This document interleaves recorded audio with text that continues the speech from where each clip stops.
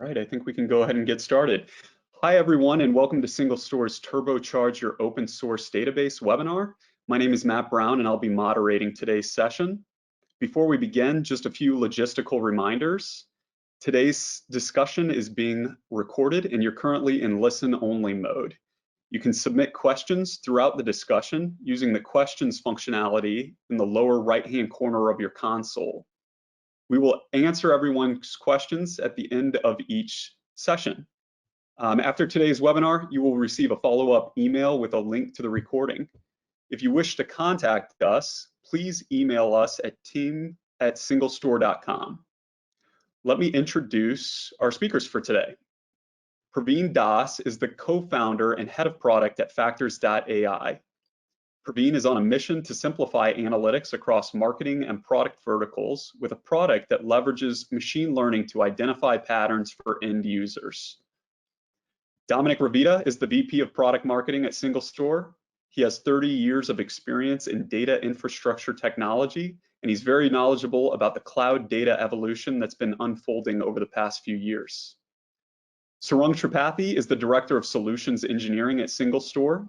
He's well-versed in the various challenges of businesses struggling to upgrade their legacy infrastructure, and he'll be delivering a live demo on MySQL migration during the second half of our event today. Thanks, everyone. Dominic, over to you. Thanks, Matt. It's really a pleasure to be with you today. We've got some great content to share with you on how Factors AI is implementing next generation data technology for marketers. And we'll tell you a little bit about SingleStore at the beginning of that and close with Sarang showing you some how-to. So this is our agenda. We'll give you a little bit of context before I hand it to Praveen and to Sarang for the demonstration. So let's talk a little bit about cloud data and how we've gotten here. In the long history of digital computers and databases going back to the late 40s and 50s, it changed quite a lot roughly 20 years ago when Web 1.0. There's lots of talk about Web 3, but talking now about Web 1.0, the way that databases were scaled and built used existing database technology that was pre-web, pre-internet, where you had a single machine that you could run all of your company's data on, often single application, single platform. And when the web came along, this presented lots of different challenges of scale, concurrency for users. Data was now generated in the web, and so the data exploded. And the approach at the time was to take current proven technology of single node databases and scale them out, retrofit them to make them scale to web-facing, customer-facing analytics over the internet or applications over the internet. They were general purpose databases. They were relational databases generally. They were things like MySQL, Postgres, Oracle, and these machines, these databases running on Linux machines is really what we saw the first era of cloud data, the cloud data tier. As happens in technology adoption and evolution, you get innovations that help to sort of make this problem or solve problems a little bit better. The problem with that first era's approach is that it was really expensive and redundant. You have to synchronize data between each database. A database itself, an instance, was treated as a replica or copy. And so there was a lot of middleware to be built to replicate data, to keep all of the different data in sync, to scale your writes and scale your reads. And so one of the ways that it was solved was to relax some constraints around relational databases. And so this was the birth of the NoSQL movement, or you might say rebirth. This approach had been around since the 70s at least, earlier say. And by releasing the constraints of relationships among tables and just treating it in a more primitive way, we were able to scale databases more. And so you saw the birth of NoSQL databases like Cassandra, document-oriented databases, in-memory key value stores like Redis and others. And so lots of special purpose data stores became popular for each of these different workloads by giving up on relational SQL. We also, around this same time, started to see the widespread adoption of object storage on premise through Hadoop, and then cloud, a cheaper version of that with cloud object storage like AWS S3. And so data lakes started to become or migrate towards this cloud environment. Where we are today and where we've been in SingleStore's view in the last few years is that data keeps increasing quite a lot. More digital services demand that are 24/7 demand the ability to handle faster data, bigger data, with concurrency across more devices. The trends that we're seeing in other types of interactions, AR, VR, the metaverse, this is only going to increase the creation of the data, but also the immediate processing and analytics on what's happening second by second. What's changed in the database technology in this time is that several of these problems are solved. In other words, you can have the scale and speed of a distributed NoSQL database, but without giving up on relational SQL. And so in our view, having a relational foundation is table stakes these days. You can have a distributed relational database, and you see examples of that with SingleStore and Snowflake, for instance, are built as distributed relational systems. Secondly, you should expect this to be, of course, handled batch analytics of various kinds, but the interaction data, the user behavior analytics, all these use cases require immediate processing. So you need a database that can handle these real-time interactions and in-the-moment kinds of operational analytics. And today we're going to hear from Praveen, one example of those in marketing technology for Factors AI. Thirdly, most companies these days are not in a single cloud, even though they may have started initially. As they grow and add different customers, or maybe they do M&A acquisitions, they find that they're adopting SaaS applications, they're finding that they're getting multiple clouds. And so their data is often across these multiple clouds, yet they need a standardization for the data layer. And so SingleStore is multi-cloud and allows you to run across your GCP, AWS, on-prem, and actually your Azure environments as well. Fourth, hybrid. If you're an enterprise that's been around for a few years, you're going to have data that may need to stay on-prem if for regulatory reasons or for integration reasons with other parts of your stack. And so hybrid becomes increasingly important. Kubernetes helps to make this more viable and easier to deploy. And SingleStore runs on a Kubernetes operator, but also our SaaS service runs on a Kubernetes infrastructure. So this is table stakes these days. And also finally, multi-model, meaning in the previous era of database technology, in this cloud era, you had a database per workload, meaning a document store for product catalog sorts of use cases, or a key value store for backing an API. But the problem is it creates this database sprawl of many special purpose databases, and the data has to be synchronized and stitched together for each of those. Even if it's in somebody else's data center, you still have to sort of stitch that together. It costs you in time, latency in your app, it costs you in skill sets, and it's just more to maintain, so the total cost of ownership is higher. So you can now expect a general purpose modern cloud database to serve these multiple different workloads in a smaller set or single database in the case of SingleStore.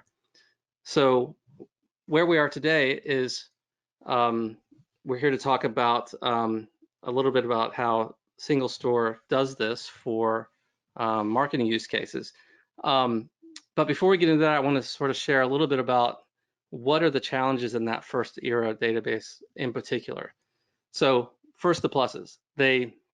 Typically they're relational databases, so you have joins, which makes this really easy to use and accessible. Secondly, it uses a standard language, declarative language in terms of SQL. That's the lingua franca for databases, and everyone comes out of school knowing how to do this. With databases like MySQL and Postgres, you also have data types that are multi-model in some cases, like JSON or geospatial data sets. For simplicity, they are single node, and typically these are used for OLTP sorts of workloads. And on the right, you can see sort of how you can scale in terms of data size and in terms of queries, in terms of scanning rows. So this is a pretty good start if you're building a new application for a small sort of use case or data set. Where we start to see problems in this, and lots of customers have come to SingleStore to solve this problem, is when you max out these databases like MySQL and Postgres. And typically it's one or more of these areas, and in customer-facing applications in particular.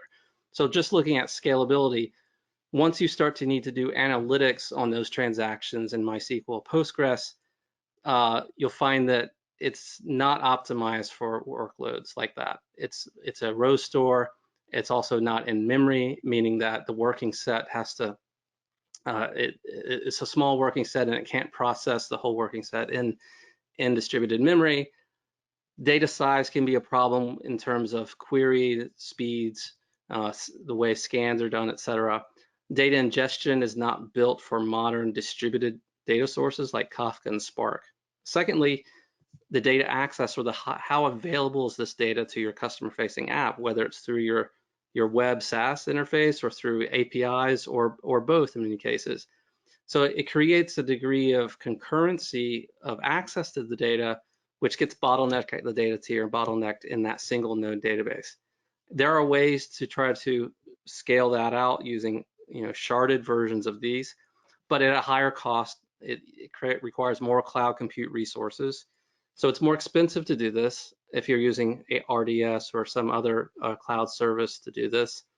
And that shows up in your bill, in your monthly cloud bill. So it's less efficient to use this, circa 2000, 2005 approach to scale out single node databases. And then finally, you'll see it in the customer experience in terms of query speed and how fresh the data is on ingesting that new data. So how is SingleStore different? Well, we unify these workloads for both the operational transactional database on the left and bring together features of analytical databases and data warehouses you see on the right. And we have technology and innovations and patents on the techniques that we use to make this a reality, such that you can start with SingleStore on any area of or across the workload spectrum, from transactions to analytics, and have a single database for all of this in one place that solves these problems of customer-facing apps, SaaS application, and such that you can scale your application and scale your business without the data layer being the hindrance. I won't go into these in details, but there's quite a lot of innovations we've done over the past several years to make this a reality. I just will draw your attention to the first one here on universal storage. This is unique to SingleStore. It's where we get the company name, and we received a patent on this last summer. We're the only ones that can process and store data in a single table type.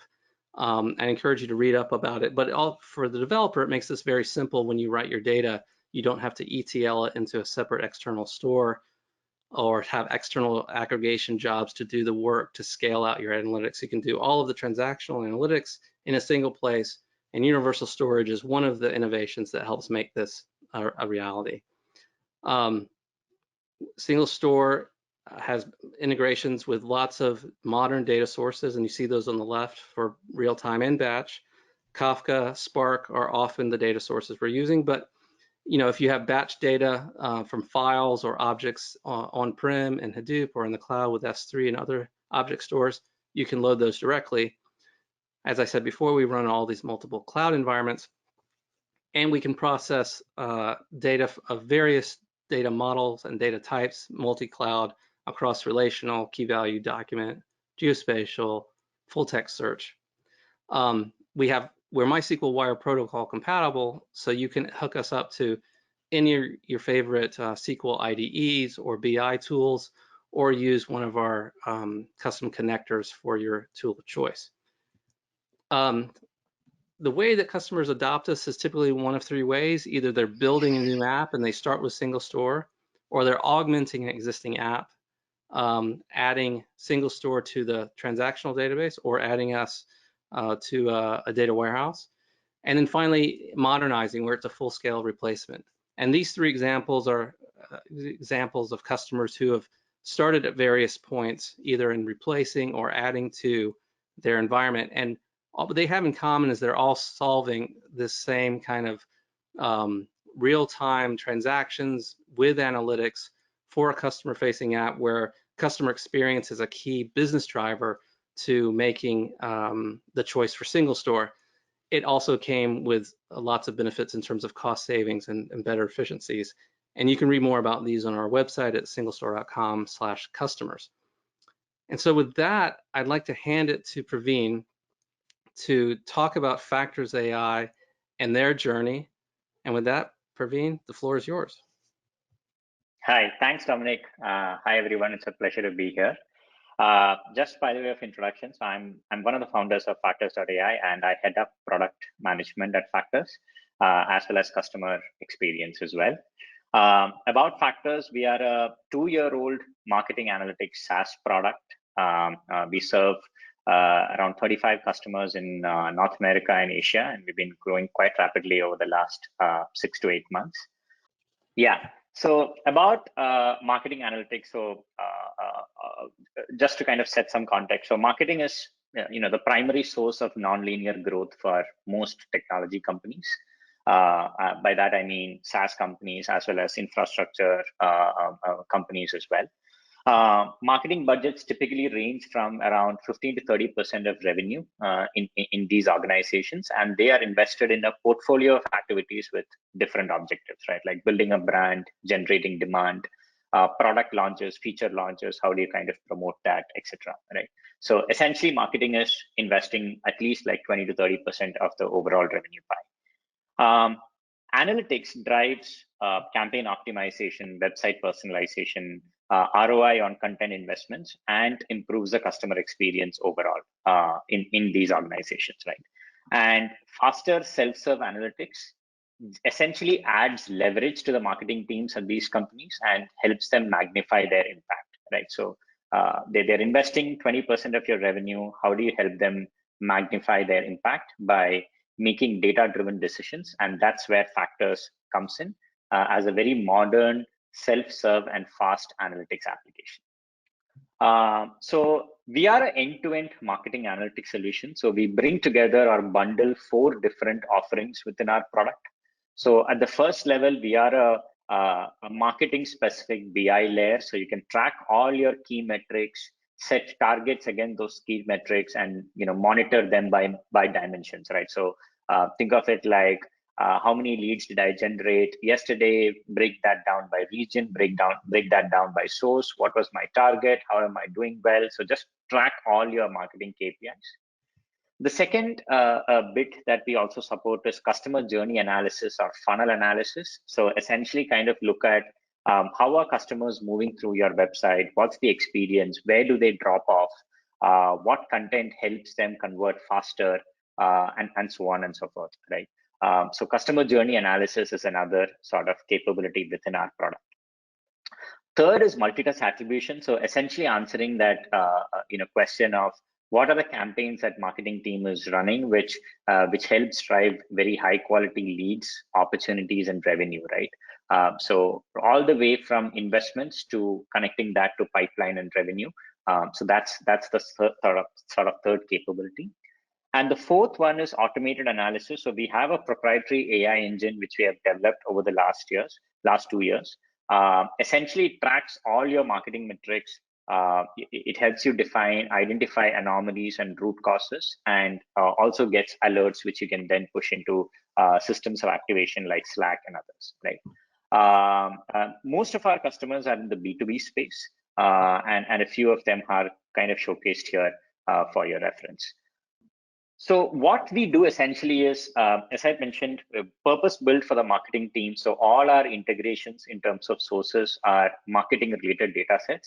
So we bring in all your ads data from Google, Facebook, Instagram, LinkedIn, Bing, and other sources where you're spending money. We bring in all your website data through our own SDK or through integrations with customer data platforms like Segment.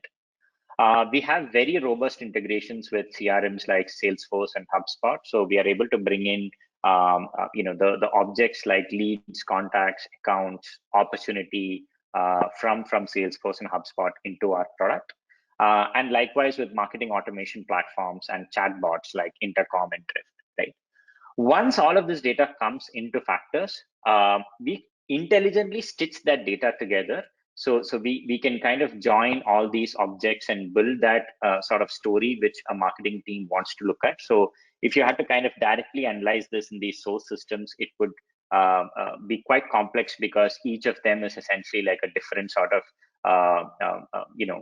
abstraction. So leads, contacts don't really work well with accounts, opportunities, etc. in Salesforce, right? So we intelligently kind of stitch all of this data together, and you could then pre-build dashboards for your weekly meetings or monthly executive meetings or board meetings. You can run ad hoc queries and build ad hoc reports as well, which you can share with your team. We have a bunch of templates around predefined sort of analysis reports so that you can get started immediately. And we have these automated analysis capabilities which help you stay on top of your investments and ensure that you take timely action to maximize your ROI. So in a nutshell, this is what Factors does. So now a little bit about where we started, right? So we started our journey using Postgres. It was pretty helpful for us. It helped us launch our MVP very quickly and onboard 6 to 8 customers. However, the key challenge was that we were growing quite rapidly. So we were adding 2 to 3 clients every month at that stage. And I still remember the instance where we added 1 client and that just doubled the volume of data that we were handling, right? So it was very unpredictable. So it was not like we could plan it out in such a way that this was the capacity that we wanted and this is how much we would grow. So with every new client, we were very unpredictably growing the amount of data that we were handling. And the limitations that we ran into was, performance degradation as the data volumes grew in our data processing jobs. So we have a bunch of enrichment jobs which pick up the source data, enrich it into a certain format, which makes it easy for analytics and then puts it into our systems. So there was a lot of performance degradation in all of our data processing jobs. One of our commitments is near interactive responses for any sort of ad hoc reports that you build using our product, and that was becoming a challenge to kind of deliver on as well. So we had situations where some of the reports were taking minutes to kind of come back with a response, right? And the third thing was queries on large time windows were practically infeasible, and this goes back to the segment that we work with, which is the B2B segment. So in B2B segments, as you can imagine, the sales cycles are relatively long. So the kind of data that marketing teams are looking at typically spans like 1 quarter or more. And that was always becoming a challenge because the moment we had to process such a large volume of data, it was essentially being very, very, not very robust and not interactive as well. So these were the 3 sort of limitations that we ran into. At which point we started looking at alternate solutions and figuring out how best to kind of circumvent this. So our key business requirements were, as listed on the slide. So one is a highly performant sort of database. So being an analytics application, we wanted to kind of keep both the transaction workloads and the analytical workloads in the same sort of system. And I'll get to that in the remainder of the presentation in terms of the flexibility and the agility that we got from that. Secondly, we wanted a solution which was SQL compatible that would obviously reduce the amount of effort for us from a migration perspective. We already had an existing application, as I mentioned, so we were migrating into a new sort of database. We are currently on Google Cloud Platform, but we wanted a hosted solution which was multi-cloud, so that in future, in situations where we want to offer our service on other cloud providers, that's not limited, or that is not precluded. And fourthly, we wanted a solution which would scale horizontally. So as we were adding more customers, and as I mentioned, it was quite unpredictable for us in terms of the volume of data that we'd be getting from some of them. We wanted something which would scale just with the amount of cost that we were willing to pay. Obviously, column store for analytical queries was something that we were, again, was a requirement from our side, given that for most of the queries, if you had like 100 columns, you would only be accessing 2 or 3 columns from an analytics perspective. So that was like a requirement. Overall lower, total cost of ownership. So we wanted to achieve all of this whilst keeping our cost of ownership pretty much similar. So we are quite early stage company in terms of our revenues and funding. So we were quite cognizant of the cost implications. And the last thing being proven customer references, especially in our segment, like marketing technology, analytics applications, which use the platform that we finally choose and have had success. So these were the key business requirements that we had. We evaluated a bunch of databases such as MongoDB, CitusDB, ClickHouse, and others before we finally zeroed in on SingleStore. These were the criteria that we chose in that evaluation exercise. So before we finalized on SingleStore, the architecture that we were post moving from Postgres, the architecture that we would have had to go in for would have been something like this, where our customers' website data or transactional data in their, or customer behavior data in their website or application would come to our servers. We would then kind of put it down into like a data warehouse or a data lake, and we would run pre-aggregation jobs to kind of summarize that data. And then that summarized data would be put into like a high-speed database or a cache. And then our application would serve reports from that cache data, right? Most analytical applications still continue to operate with very similar sort of infrastructure with, let's say, a BigQuery, Redshift over here, and then aggregation jobs over here, right? Now, the challenge with this obviously is that our product becomes non-real time. So it's not in it's interactive for predefined dashboards, but the moment you want to kind of look at a new cut of data, let's say you instrumented a new event or you instrumented a new property in your Salesforce or HubSpot, you really have to kind of work backwards and kind of add that to every layer, like first get it into the data warehouse, then add it into the aggregation job, then into the database, and so on and so forth, right? So it generally is not a very agile solution, and we would have also had to have these multiple sort of intermediate layers. We'd have had to ensure consistency between all of this, and avoid situations where the final output that our application shows is inconsistent with the input data that they've got, right? And we wanted to avoid as many of these layers as possible so that the room for error was very minimal, right? So yeah, so this solution that we evaluated, the key challenges were error prone, and it makes us quite inflexible in terms of how we design the system.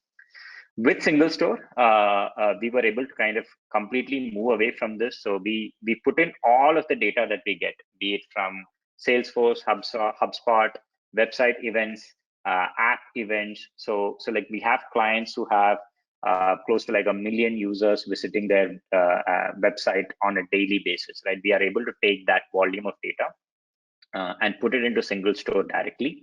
We have some enrichment jobs which take that data, write it back into SingleStore as well.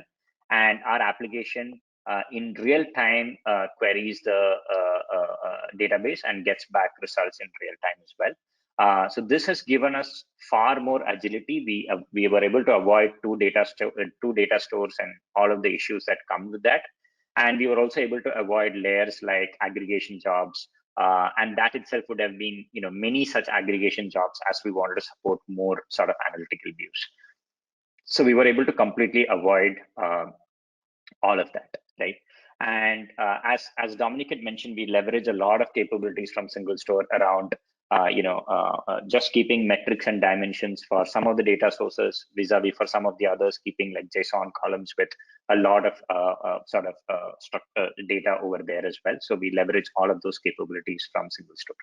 From a business impact perspective, once we have rolled out and migrated to SingleStore, so these are the 5 things that I kind of care about and we were able to achieve. So we were able to reduce our total cost of ownership by roughly around 30%, and we expect that this benefit would actually increase as we scale as well. Performance improvement, even if I were to look at a median in terms of like, if I look at 100 queries and what's the sort of median performance improvement that we've seen like a 20x improvement.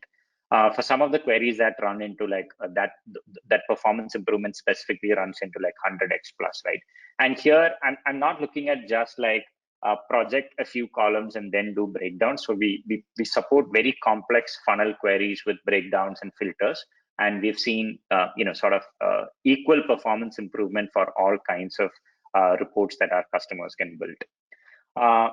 Thirdly, agility. So our developers are really happy, and they are, we've kind of taken away a lot of the workload that they would have had to do otherwise to kind of maintain consistency. And I believe it would have been like a perennial sort of problem going in for the architecture that I had mentioned. So I think we are much more agile right now. From a customer experience perspective, obviously, it's the improvement in terms of near interactive responses, a product which is very nimble and very quick. That's like priceless for us, given that we are an analytics application. And from a scalability perspective, I believe we are well set to grow from 25 to 100 or 200 customers, and I think our current solution would kind of work for that. So I think we've built the base to kind of grow on top of this. Essentially, what SingleStore has helped us do is, if I look at some of our other competitors in the not competitors, I'd say, but other analytics companies like an Amplitude or an Mixpanel, they've had to spend years to kind of build their own databases in-house to kind of achieve the level of performance that we are able to achieve with SingleStore. So yeah, so that's the sort of key business impact that we've been able to get. Awesome. Thank you, Praveen. It looks like we actually have one question from the audience before we move on to the MySQL migration demo. And I'll use this as an opportunity to remind everyone that you can submit questions via the questions functionality in the lower right-hand corner of your console. I think this question is for Praveen. It's, was there a specific moment when you realized Postgres was holding you back? How did you know it was time to do something?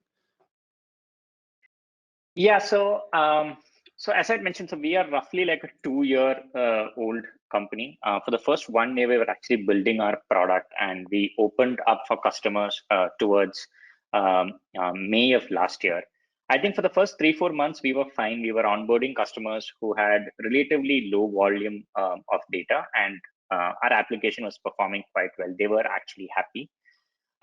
Then we landed a pretty big customer, and that's where we just realized that our volume of data just doubled overnight, right? So the volume of data we were processing, and even for our analytics application, it just kind of doubled overnight, and the performance degradation was very stark, right?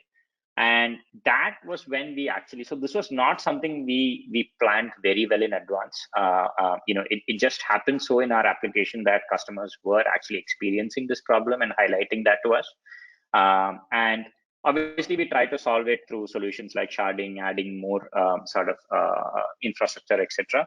And we realized that if we were facing this problem at 10 customers, we definitely face this at 30, 40, or 100 customers as well.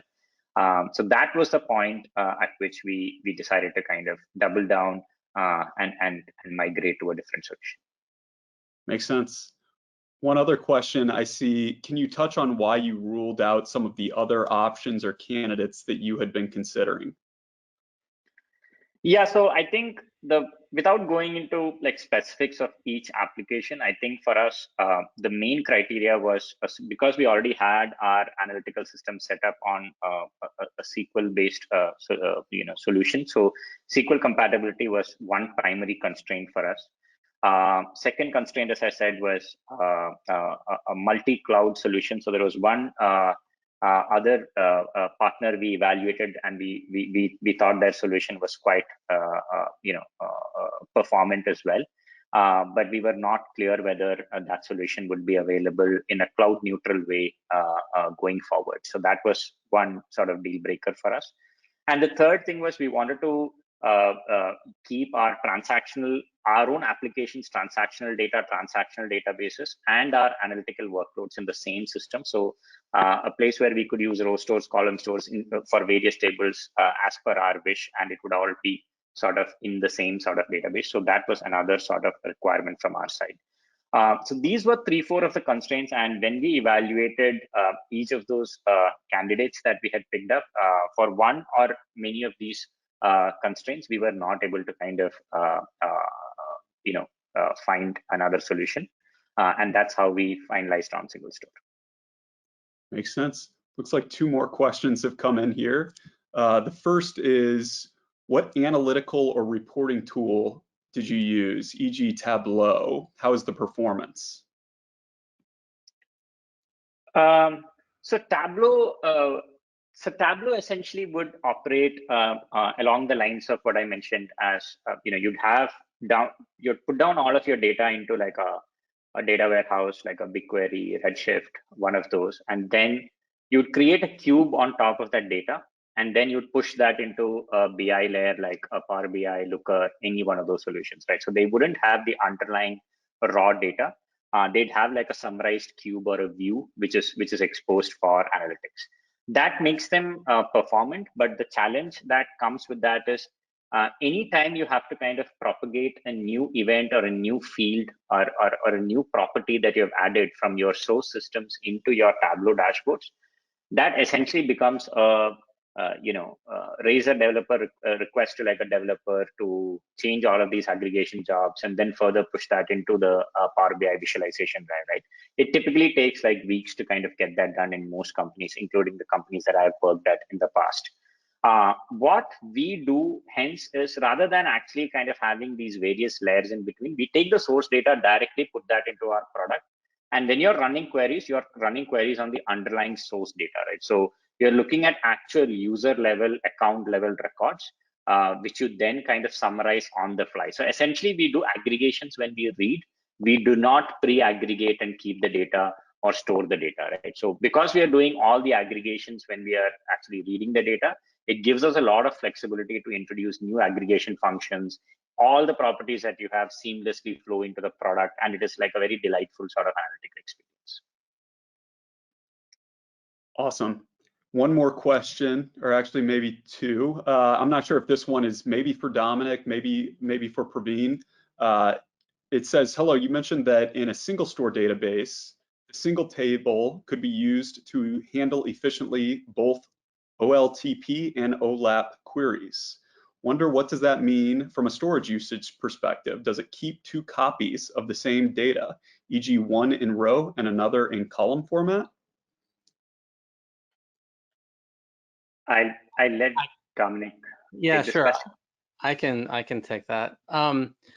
Well, with SingleStore, you get both the row store and column store. When you create a table and you just do that DDL, that data definition language statement to do create table, you will, with no specification or no qualifier there, the default table type is our universal storage type. And that is a multi-storage tier capable compressed column store. That in itself is fairly unique in that there's these multiple tiers of storage using our universal storage technology underneath this table type. It spans from memory to non-volatile RAM to SSD to cloud storage. So that's invisible under the covers. To you as the application developer, it's just a create table and you get these benefits.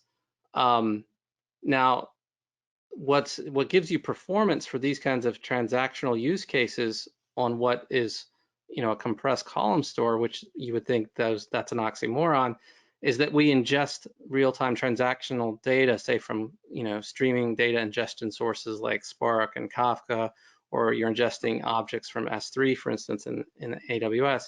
Is that data ingests into the distributed cluster of SingleStore and it's immediately available for processing So we have immediate consistency. It's not some eventual consistency there. And that allows you to get very close to like transactional or row store kinds of performance on data that's compressed. So that's sort of how part of the techniques where you can have a single storage of your data. You ingest the data into our universal storage. It actually provides under the covers both a row store and compressed column store invisible to you with tiered storage. So that is one way we do it. Now, your schema, your data model is something separate. You can, of course, once you ingest that data, if you were to do other things like where you needed to use a different table type, use that row store table type, you could then, of course, create that additional copy of the data, but that's specific to your design constraints and implementation. But that's a quick summary of how we can do it on a single copy of the data. Great. In the interest of time, we're going to go ahead and move over to Sarang for our MySQL migration demo. And if we have time at the end, we'll continue with the questions. So feel free to keep them coming. I'll turn things over to you, Sarang. Go ahead. Awesome. Thank you. Cool. So I'll go ahead and get started. Thank you for the introduction, Matt. My name is Sarang Tripathi. I'm Director of Solutions Engineering here at SingleStore. Primarily work with customers like Factor and Fathom and several others that have been mentioned today. All on MySQL, Postgres migrations, things like that. Bringing data in from things like Aurora RDS that you'll be seeing today, and several other flavors of MySQL, Postgres, MariaDB, etc. So I'm just going to jump right in to an Aurora RDS instance that we have here. So we're going to start in the RDS instance, and in fact, I'll show you a quick diagram of what we'll be doing prior to showing it to you. So when it comes to migrating from MySQL specifically, there are several different options to migrate over from SingleStore. So the first is schema migration and SingleStore pipelines. So what that really means is you're going to migrate all of your schemas manually over into SingleStore from RDS as an example, and then use what's called SingleStore pipelines to actually pipe that data in. That's a great option to ensure that you have accuracy of making sure your shard keys and your sort keys, which we're going to discuss today, and your SingleStore schemas are accurate. And then you'll leverage SingleStore's greatest strengths in terms of getting parallel ingested pipelines into the database. So that's what you'll see today. So that's option number one. The other option is doing a MySQL dump. So if you're familiar with MySQL, you use MySQL today, you've probably done a MySQL dump before, which you'll essentially get all of your data definition language and then a bunch of insert statements on how to get that data into your new MySQL database. Given that we're MySQL wire protocol compliant, this is also a great option. Now, there's some intricacies here, such as foreign keys, referential integrity constraints that may not align one-to-one, and then of course there are additional things that you'll add into your SingleStore schema, like shard keys and sort keys as mentioned. That may change if you do a MySQL dump. So the last option here is really for more large-scale migrations. We partner with several other third-party migration tools for much larger implementations like Blitz Replicant, HVR, Debezium, and there are several pros and cons for each of these. So Blitz, as an example, has native SingleStore connectivity, snapshot, and continuous capabilities to do that migration for you. Debezium, as an example, has that native MySQL connectivity to sort of mimic and be able to connect into SingleStore. So that's just a quick brief on some options, and actually here at SingleStore we're actively developing additional options for you to do migrations more natively to SingleStore as well. So more to come on that. So just a bit on today's demo. So as I mentioned before, we're going to start with Aurora MySQL. We're going to have a few different tables in a MySQL instance.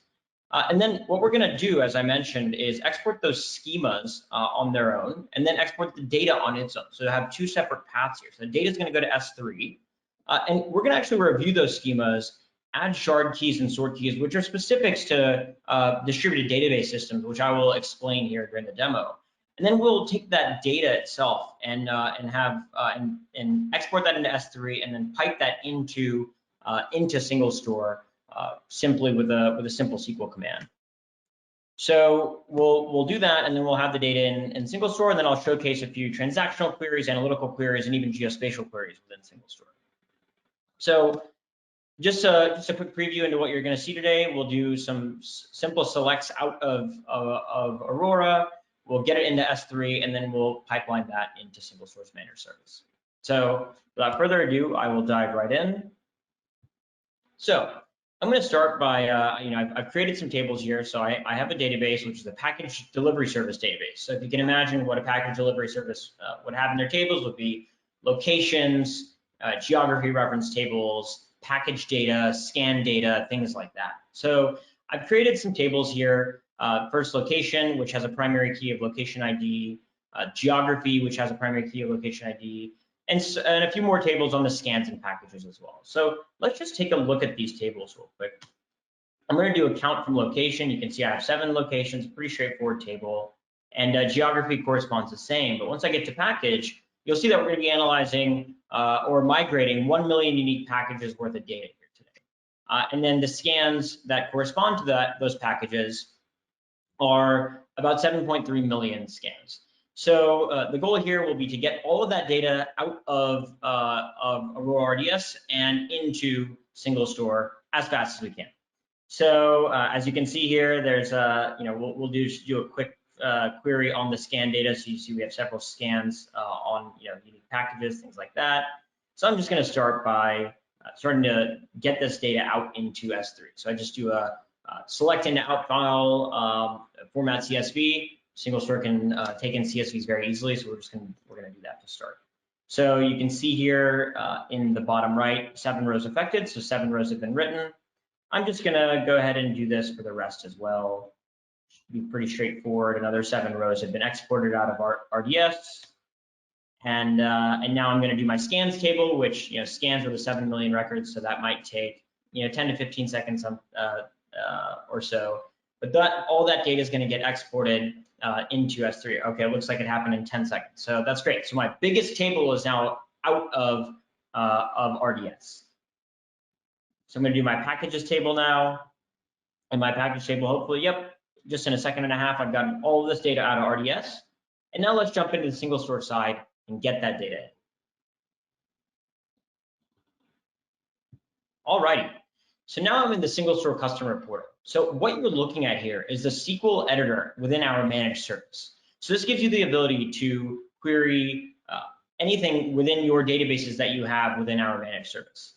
There are several videos online on spinning up a managed service instance from small to large in Azure, AWS, GCP, all within the portal, and we provide $500 in free credits for anybody that wants to do that. So I'm going to skip that part today and go straight to the migration component. But again, there are webinars, videos, etc., for you to go check out how to actually spin up a cluster in the managed service if you'd like. So I have a new database here called S2 Express, mimicking again the same package delivery example. What I'm going to do is just start with the package table. So I'm going to create this table, and you can see there's something a little bit different about this table that I'm creating than I did in RDS. So I have my package ID and then the receipt date of that package within the table. But I've actually added 2 different keys here that I want to make a note of. One is going to be my clustered column store key, also known as a sort key within SingleStore. That is going to dictate within my column store, within universal storage, as it's called within SingleStore, how my data is sorted within each column segment. So right now, I want to actually sort this by date because a lot of my queries are going to be actually doing date ranges. And so if my data is already sorted by date, it's going to be a lot faster to access that data. And then I'm going to shard by package ID because I'm doing a lot of joins within my tables on package IDs. So if I want to join my package table to my scan table, if the data is distributed within the cluster by package ID, it's going to be really easy and fast to get those localized joins from table to table if I'm sharding or distributing by package ID. So I'm going to go ahead and go to scan, and we have a similar concept here where we're sharding by package ID, and we're keying our column store key here is going to be on scan because we'd like to have the order of scans here so we can quickly find scan IDs that we're looking for in our queries. So I'm going to go ahead and do that. And the next couple of tables I'm going to create are actually reference tables. So something to note within SingleStore is a reference table is actually going to be a table that is located on every leaf node of a SingleStore cluster. So every node of a distributed cluster will have this reference table location and this reference table US geography. We typically do these with small tables that don't change a lot. So we can quickly do reference joins from table to table within SingleStore very fast. So I'm going to go ahead and create my reference table here and my reference table here. So now I've defined all of my schemas with SingleStore syntax, with SingleStore shard keys, sort keys. Again, MySQL syntax just with the shard keys and sort keys there. And I also have added some indexes as well. So you can see all the tables are created, and I can go to show tables, and I see all of my tables in S2 Express. So now what I'm going to do is go ahead and ingest data. So I'm going to create a pipeline here. You can see I've created a pipeline just by saying create pipeline to that S3 bucket where I dropped my data just a little while ago. That data was sitting in US East, and I'm dropping it into table location. So I'm essentially taking that same S3 file that I just brought out of Aurora and bringing it into SingleStore. So I've gone ahead and done that, and I'm going to do that for my geo table, for my package table, and you can see these pipelines are getting created very fast, and for my scan table. And now that I've done that, I'm going to hide my AWS credentials from you.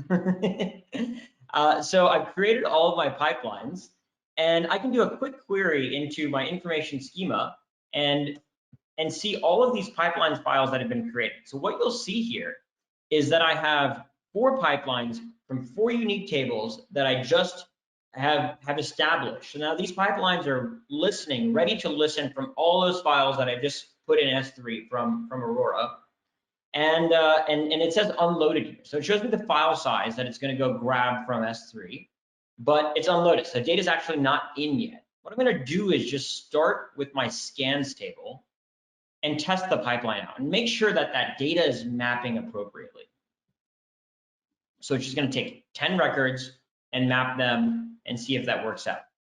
So as you can see here, the first 10 records from my table have mapped out perfectly into the scans table, and this tells me I'm good to go with the migration. So I'm going to go ahead and start all of my pipelines from each of those S3 files now. And I could also do this with a simple command like start all pipelines, but I've done them all individually here. And now the data should start flowing into SingleStore. So I'm going to do a count from location. You can see all 7 of those records are now in the database. I'm going to do a count from the US geography table, and all 7 records are in the database. Now let's do package. It's a bit of a larger table, so maybe the whole thing isn't in yet. Nope, so all 1 million records in that 10 or 15 seconds that we've been talking have been inserted into the database, and I'm certain that all the scans wouldn't be in yet. Nope, looks like all 7 million records in the last 20 seconds have been ingested from S3 as well. So not only have you seen now how easy it is to migrate data from RDS into SingleStore via S3, but you've also seen how fast it is to get that data in. So you might be thinking to yourself, well, you know, I don't have 4 tables. I don't have only 7, 8 million records. Well, we've gotten in 7 million records on our smallest instance here of SingleStore's managed service. So if you have, say, 1 billion, 2 billion, 10 billion records, for example, in your tables, it would not take very long to get that data into SingleStore. So let's go ahead and just run some sample queries here. So let's run a simple select from the package table where package ID equals this. You can see within 35 milliseconds I've grabbed that. I'm going to do a simple join here on some of these tables. And you can see within now 29 milliseconds, I've joined 2 of the tables based on the shard keys that I created to get that lightning fast performance. And finally, I'll do a quick geospatial query here where I'm really just going to try to see what the distance is from each distribution facility to the next that this package has traveled. And I can go ahead and do that you can see on my second run here, after we've gotten the plan of the query, with 24 milliseconds to get the entire scan log for that specific package. So this has been a quick demo on how you can take your tables from RDS MySQL, migrate them to SingleStore in under 20 minutes, and myself or my team would be more than happy to help you with that migration as well. Thank you. Awesome. Thank you, Sarang. And right in time, too. It looks like we just have a few minutes left, maybe time for a couple questions. I see a couple have popped in here, and everyone, please feel free to submit your questions via the questions functionality at the bottom right hand of your console. Sarang, here's the first one I see. You mentioned that there are several options for migrating from MySQL. What is the easiest, and what do you typically recommend? Great question. So I'll say this.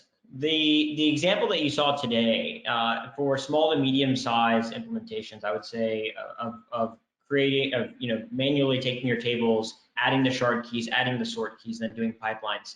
In my opinion, is actually the easiest because that allows you to really get granular about how you want to distribute your data, how you want to sort your data, and you're really going to get off to the races in terms of performance fastest by that. Now, the other options like MySQL dump, if you have maybe a small number of tables, you don't have foreign keys, and you're just looking for some incremental performance by distributing your data, is also a super simple way of doing this. Of course, as I mentioned during the discussion, other change data capture tools out there are also great for migrations. Awesome, great. Couple more questions in here that I see. Let's see. What would happen if the location and geography were not marked as reference tables? How would this affect performance? Another great question. So the reference tables would not live on every leaf node of the distributed database. So there is a chance in the example of the case study example that I showed that you might get a little bit slower performance. But if you have tables that are larger and that change often, it is smarter to actually not make those reference tables and just have them distributed across the cluster because going and changing a reference table on every single leaf node is also going to hit you on performance as well. Good stuff. I think we have time for one more question here. The question is it possible to do this multiple times, meaning that it will contain duplicates? So basically, it should do the merge instead of inserts in case you want to do this on a live database. Yes, so we can do, you can do duplicate inserts, insert on duplicate key update where you're doing replaces instead of raw inserts. You can have duplicate records if your table schema allows it. In short, yes, we have customers that are using things like Kafka pipelines where they have duplicate records that are actually doing updates instead of inserts, similar with S3. So in short, yes. Awesome. Okay, thanks, Sarang. So thanks everyone for your time today. As I mentioned at the outset, once we wrap up, you will receive an email follow-up with a link to this recording. If you wish to contact us, if you have any other questions, please feel free to email us at team@singlestore.com.